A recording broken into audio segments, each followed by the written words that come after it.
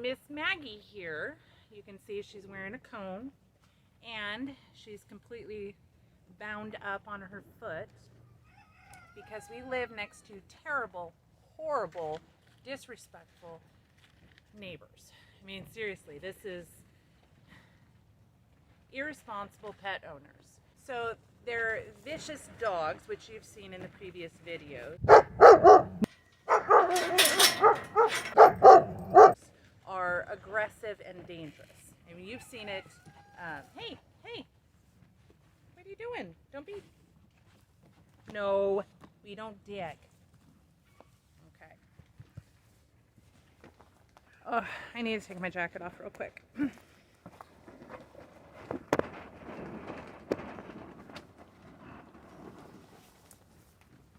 Oh, it's warm in here, huh? It's just warm in here. So while we were out of the country, we had a house sitter who was taking care of the house and all of the animals, to include the dogs. And so she would take the dogs out to go feed everybody. And while she was out, she noticed Maggie was walking along the fence line at the shade cloth. And she stopped. So Maggie turned her head. So Maggie was standing at the fence, alongside the fence. Woo, that's hair. Maggie's shedding.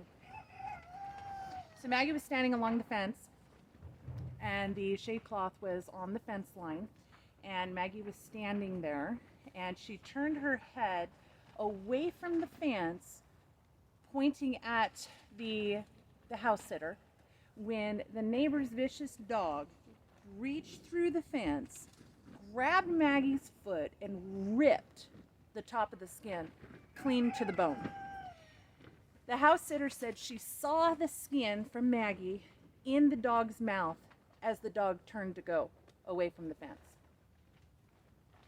So this is several days before we're getting home.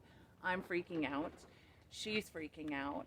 Her mother was actually here at the house at the time. My neighbor came over and was trying to help with the situation. And so the house sitter had to take Maggie to the vet, and I figured at that point I'm probably going to have to wait until I get home to call the sheriff. So today, this morning, first thing, because we got home at midnight, so it was pretty late last night, so there was no way I was going to be able to do it last night. But this morning, the first thing in the morning, I called the sheriff's office and said I want to report a vicious attack, a vicious dog attack. And so she came over, she took the report, and the next step is we are going to have to file a small claims action and go to court with all of the video, all of the evidence, all of the witness statements, and I guess take them to court, because they all but said F you when we contacted them about what had happened with Maggie. And of course, they brought up weird things like the tunnel, because they don't like the tunnel, and how dare I put the tunnel up. And I'm not even sure how that relates to the vicious dog attack. It doesn't. It has nothing to do with that. And then something about attacking their faith. The male that lives in the house did some seriously evil stuff, and I called him out on it.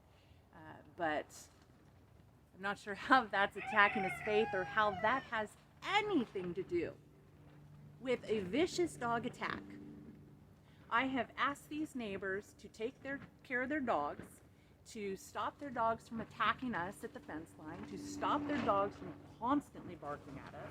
I've taken every measure I possibly can. I put shade cloth up. I'm in my wit's end. I'm not even sure how to deal with that anymore, because they have, like I said, all but said F you to us. So we're pretty much at our wit's end. But I have been given permission by the sheriff to spray the dog with pepper spray if it comes near the property line, because I am now in danger. If the dog is going to reach over and bite and rip the skin off of my dog next to the fence, I have no doubt it's going to do it to me. So I am absolutely not going to do that. So I am going to be carrying pepper spray and my gun on my property for my protection. Because this is ridiculous. These people are horrible. I mean, seriously.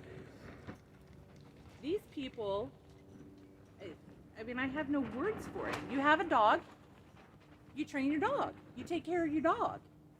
You be a responsible pet owner. And they are not. So I have to take my protection seriously. I have to take the protection of my livestock seriously. And so I just have to arm myself. I mean, seriously, what else can I do? This is ridiculous.